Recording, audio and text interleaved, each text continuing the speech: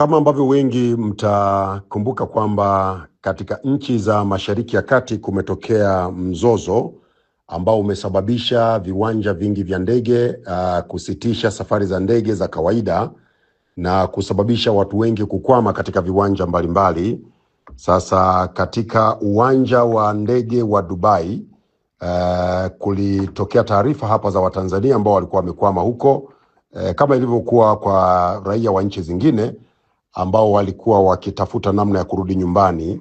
Serikali kwa kutambua hilo kupitia shirika la ndege Tanzania ATCL imetuma ndege yetu kubwa aina ya Boeing 787-8 Dreamliner ambayo ina uwezo wa kubeba abiria 262.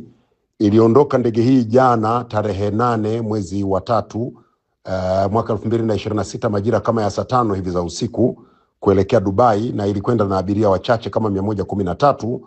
Nafurahi kuwajulisha kwamba ndege hii imerejea nchini leo tarehe 9 mwezi wa 3 mwaka 2026 ikiwa na abiria takriban 230 ambayo ni chini ya uwezo wake wa abiria 262.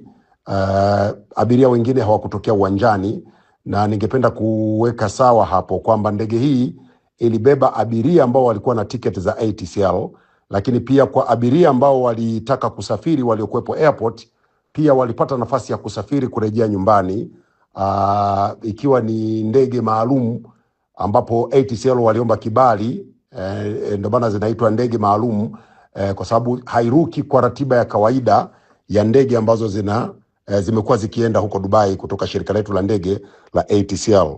Kwa hiyo abiria hao 230 wamerejea nchini leo majira kama ya saa 7:52 mchana wakiwa salama salmini. Tumefanikiwa kuwarejesha nyumbani baada ya kupata changamoto kwa siku kadhaa pale Dubai.